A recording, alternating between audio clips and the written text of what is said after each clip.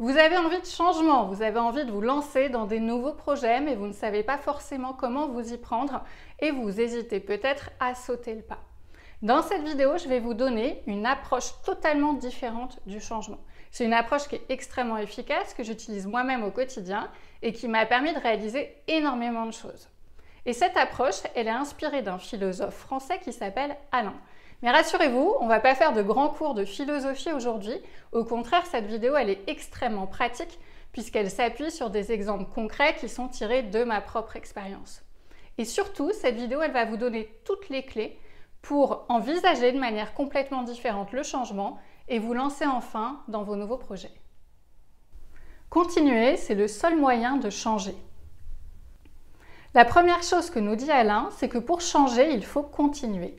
Pour se lancer dans une action, pour agir, il faut 1. Continuer et 2. Commencer. Dans cet ordre-là, 1. Continuer et 2. Commencer.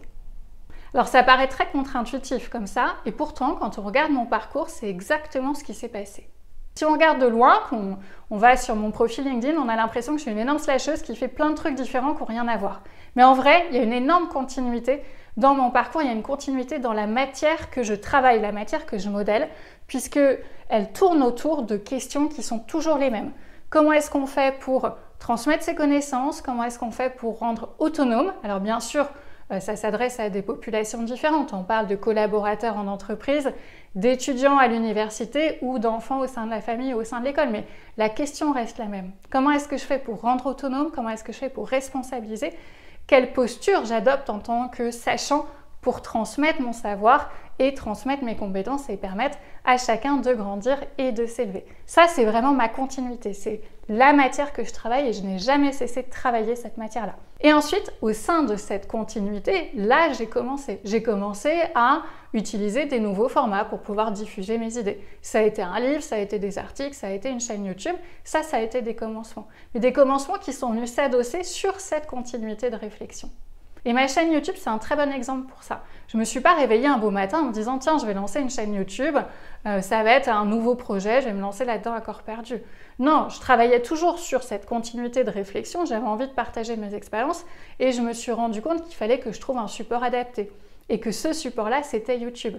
Mais j'ai bien continué à réfléchir sur ma matière et ensuite j'ai commencé un nouveau format. Et pas l'inverse. Ma chaîne YouTube, elle n'est pas sortie de nulle part en me disant « Tiens, je vais changer de carrière, je vais devenir YouTubeuse ».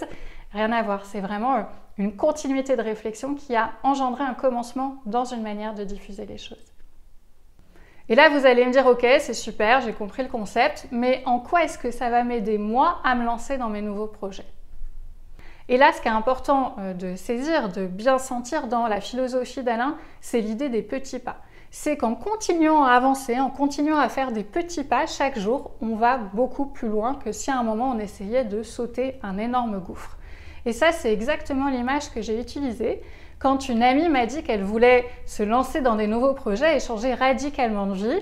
Elle travaillait dans une grande banque française, elle voulait ouvrir un écolodge en Afrique. Donc on est vraiment sur 2 projets complètement différents avec un énorme saut entre les deux et elle hésitait à se lancer, elle hésitait à démissionner, elle hésitait à vendre son appartement, elle était au bord du gouffre, elle regardait le trou et là elle se disait je saute ou je saute pas.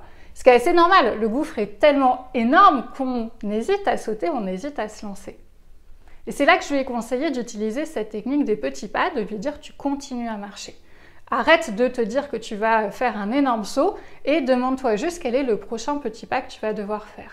Par exemple, tu pars en vacances là-bas au Kenya, tu vas dans un écolodge, tu commences à discuter avec les gens, à comprendre le modèle économique. Tu commences à te tisser un réseau, à comprendre comment est-ce que ça fonctionne. Est-ce qu'on parle d'unités qui sont complètement indépendantes ou est-ce que ces lodges font partie d'un réseau, d'un groupe plus important?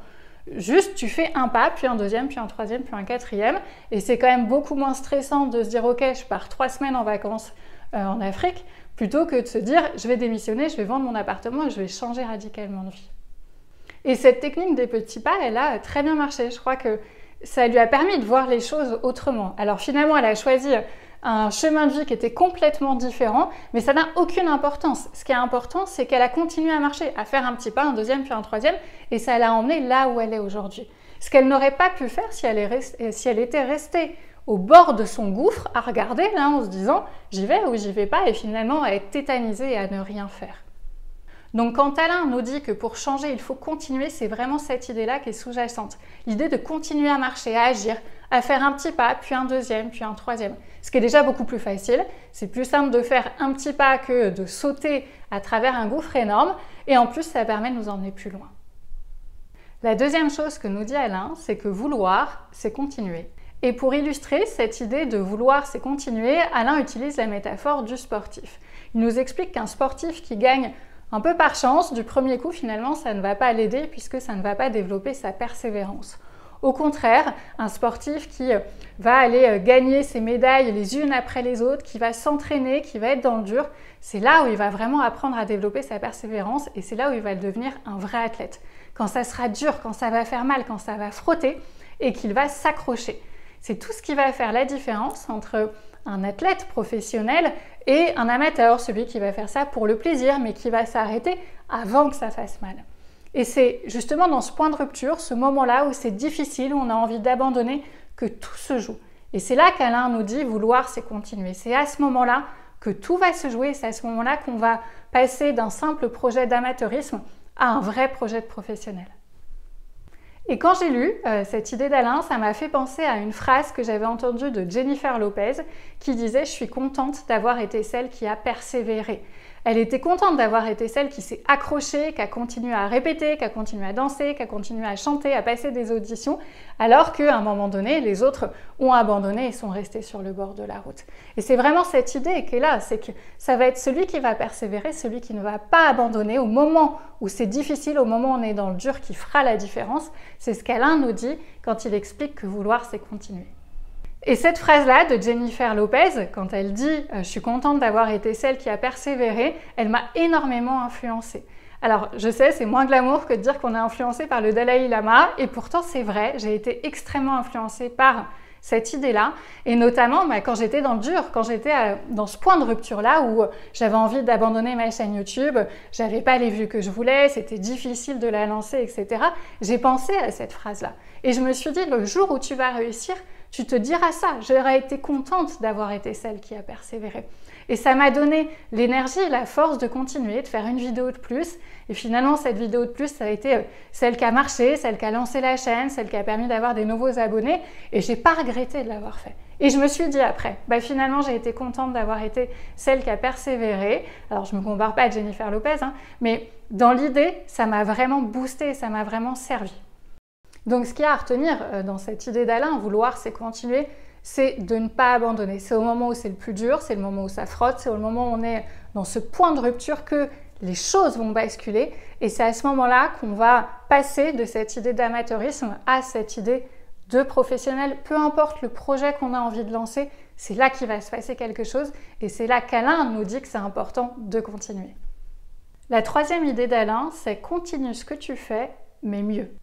Ça, c'est la troisième idée d'Alain. Continue ce que tu fais, mais mieux. Et là, on retrouve vraiment la philosophie japonaise du Kaizen qui a été développée par Toyota et qui a permis à Toyota de devenir l'un des numéros 1 mondiaux en automobile. Donc, comme quoi ça fonctionne, ça a quand même été prouvé sur le terrain. Et qu'est-ce que ça nous dit, le Kaizen? Ça nous dit qu'il faut chaque jour s'améliorer un petit peu. Chaque jour, faire un petit pas pour faire mieux que la veille. Et surtout, ne pas se contenter de l'existant. C'est-à-dire ne pas se contenter de dire « Ok, aujourd'hui je fais comme hier et demain je fais encore la même chose ». On n'est pas dans une idée de rituel où on fait tout le temps la même chose, on est dans une idée de s'améliorer un petit peu chaque jour. Et c'est pas facile de garder le pli, de tous les jours se dire « Qu'est-ce que je peux améliorer? Qu'est-ce que je peux faire un petit peu mieux ?» Qu'est-ce que je fais déjà très bien et que je peux encore plus optimiser, rationaliser, rendre encore plus performant? Qu'est-ce qu'au contraire je ne fais pas bien et que je peux essayer de faire évoluer, de transformer pour que ça fonctionne mieux? C'est difficile et c'est vraiment une habitude à prendre et c'est tout ce que le Kaizen apprend aux collaborateurs de Toyota, c'est à prendre ce pli-là, à prendre cette habitude-là. Moi, c'est une habitude que j'ai mise en place, notamment à propos des réunions. Je vous le disais, je suis consultante, donc je fais des réunions chez mes clients. Je travaille aussi au sein de mon cabinet, je passe ma journée en réunion et ça s'est amplifié quand j'ai pris des fonctions managériales. Et à un moment donné, j'aurais pu me faire submerger par ces réunions-là et j'ai pas voulu. Je me suis dit, c'est hors de question que je passe ma vie en réunion, surtout qu'elles ne sont pas toujours très productives. Et donc, à chaque fois que je fais une réunion, chaque jour, chaque heure, je me demande comment est-ce que je peux améliorer ma réunion, comment est-ce que je peux l'optimiser, comment est-ce que je peux faire pour qu'elle soit plus efficace. Et en faisant ça, ça me permet du coup d'optimiser ces réunions-là et donc d'en faire moins et de gagner du temps. Et ce temps qui est gagné, je le réinvestis en étant aux côtés de mes collaborateurs, en leur apportant plus de valeur ajoutée puisque finalement, mon rôle, il est vraiment là en tant que manager, apporter de la valeur ajoutée à mes collaborateurs plutôt que de passer mes journées de 9h à 18h en réunion. Et ça, c'est une autre idée qui est développée par Alain qui dit « ce que je ferai demain dépend de ce que je fais aujourd'hui ». Si demain, je vais pouvoir passer du temps à valeur ajoutée avec mes collaborateurs, c'est parce que aujourd'hui, j'aurai optimisé mes réunions. Alors qu'au contraire, si aujourd'hui je ne fais rien, si aujourd'hui je n'améliore rien, demain je ne pourrai rien faire de plus. Et ça, c'est une idée qui est extrêmement forte chez Alain aussi. Par ailleurs, pour pouvoir m'améliorer, pour pouvoir faire un petit peu mieux chaque jour, pour pouvoir mettre en place cette philosophie du Kaizen, il va falloir que j'apprenne. Et pour ça, il va falloir que je fasse. Alain utilise ici la métaphore du bûcheron en nous disant qu'à chaque fois que le bûcheron tranche sa bûche, cela a un double résultat. 1, la bûche est tranchée, tant mieux, ça fait une action de fait. Et 2, le bûcheron se fait le bras. Qu'est-ce que ça veut dire? Ça veut dire qu'à chaque fois qu'il tranche une nouvelle bûche, son geste va devenir plus précis, plus puissant et il va s'améliorer. À chaque fois, il va faire un petit pas pour donner un coup qui sera plus performant que le précédent, toujours dans cette idée de s'améliorer un petit peu à chaque fois. Et donc c'est là où Alain nous dit, il faut rentrer dans l'action, il faut marcher, il faut faire ce petit pas parce que ce petit pas va nous permettre d'expérimenter, de nous améliorer et de nous faire le bras exactement à l'image du bûcheron. Et ça, c'est aussi quelque chose que j'ai expérimenté avec ma chaîne YouTube. Quand je me suis lancée, je n'y connaissais absolument rien. Je n'avais jamais fait de montage de ma vie, je n'avais jamais publié quoi que ce soit sur YouTube et en plus, je ne consommais pas beaucoup YouTube. Donc, j'avais pas beaucoup de références sur la manière de faire des vidéos. Et donc, à un moment, j'ai pas regardé 50 tutos en me disant j'y vais pas et en regardant devant moi le gouffre qu'il y avait et en me disant est-ce que je saute ou pas. J'ai pris un téléphone, j'ai appuyé sur enregistrer et je me suis lancée.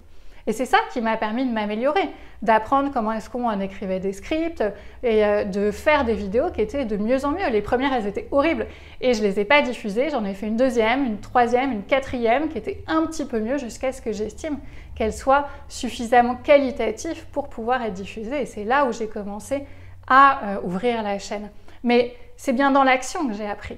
C'est parce que je me suis lancée, parce que j'ai fait des vidéos, parce que je suis venue, comme le bûcheron, taper ces bûches-là, que j'ai pu apprendre et que j'ai pu m'améliorer.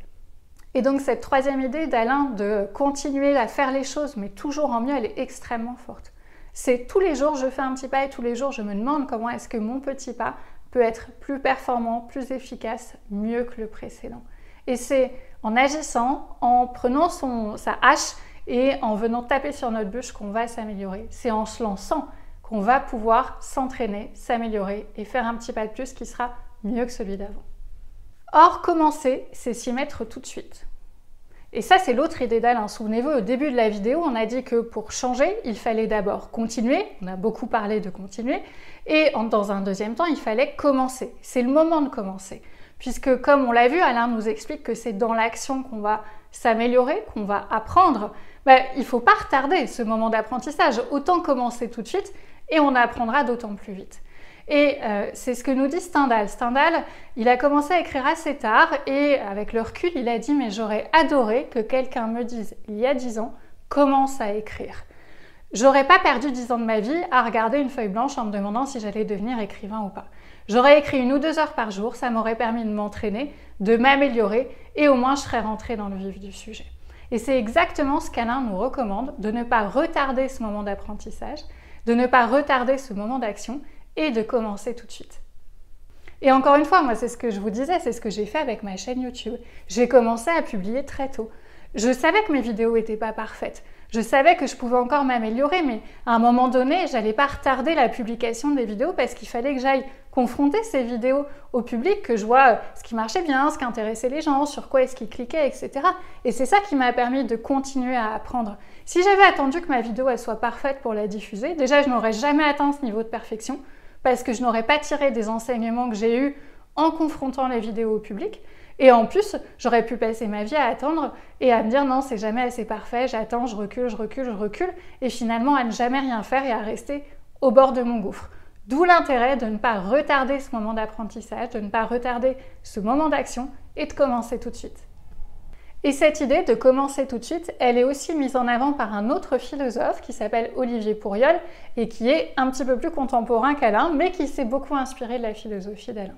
Et Olivier Pourriol, il nous dit que l'avantage de commencer tout de suite, c'est qu'au moins ça permet de déblayer le terrain et de voir sur quel chemin est-ce qu'on va avancer. Et pour ça, il cite l'exemple des Sherpas. Quand on est Sherpa, on planifie son itinéraire à l'avance, sauf qu'on ne sait jamais exactement sur quoi on va tomber dans la réalité. Est-ce qu'il n'y aura pas un endroit où il y aura un éboulement? Est-ce qu'il n'y aura pas un endroit où le chemin ne sera plus praticable? Il faudra réajuster. Et ça, on ne le sait que quand on s'est déjà lancé, quand on a déjà commencé à marcher, à gravir la montagne et qu'on est arrivé face à notre éboulement et qu'on le voit, il est devant nous. Alors qu'au contraire, si on reste en bas sur notre camp de base, à se demander « tiens, quel serait le chemin le plus parfait pour me lancer ?» finalement, on n'aura pas toutes ces informations-là et on ne pourra pas réajuster notre trajectoire. Et donc, c'est là qu'insiste Olivier Pourriol en disant « mais si on ne se lance pas, si on ne fait pas ce petit pas, si on n'agit pas, en fait, on ne pourra jamais exactement savoir où est-ce qu'on doit aller, on ne pourra jamais exactement réajuster notre route. Et donc, ça ne restera que de la théorie. La théorie, c'est bien, mais ça nous sert juste à rester au bord du gouffre et ça ne nous permet pas d'avancer et d'aller réaliser nos projets. Pour commencer, on peut continuer ce qu'ont fait les autres.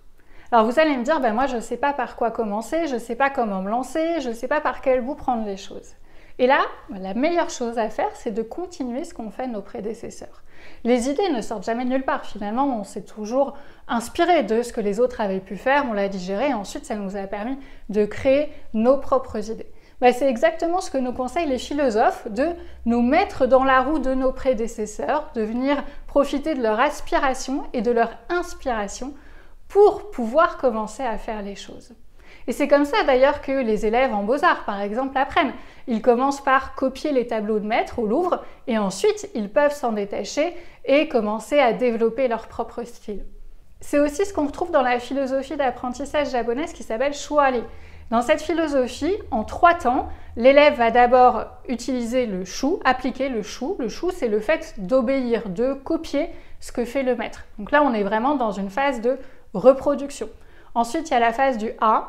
On commence à s'émanciper, à prendre ses distances par rapport à la tradition, en faisant un bras d'une autre manière ou en dessinant un nez à notre façon.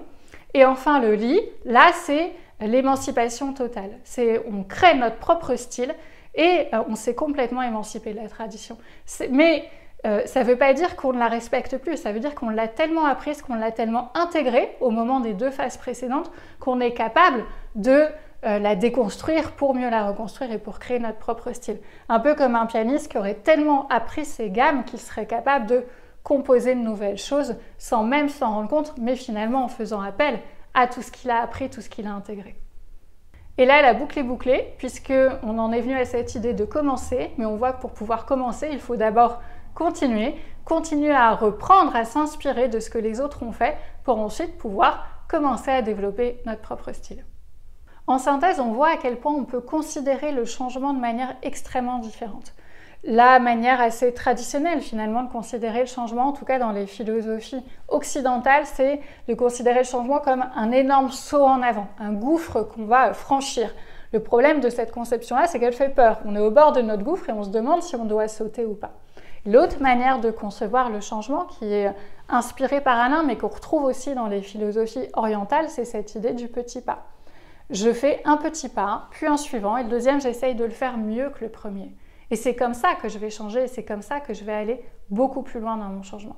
Et quand on change la manière même de voir le changement, alors c'est beaucoup plus facile de changer. On arrête d'être pétrifié au bord de notre gouffre et simplement on fait le pas suivant et on essaye d'améliorer encore le deuxième.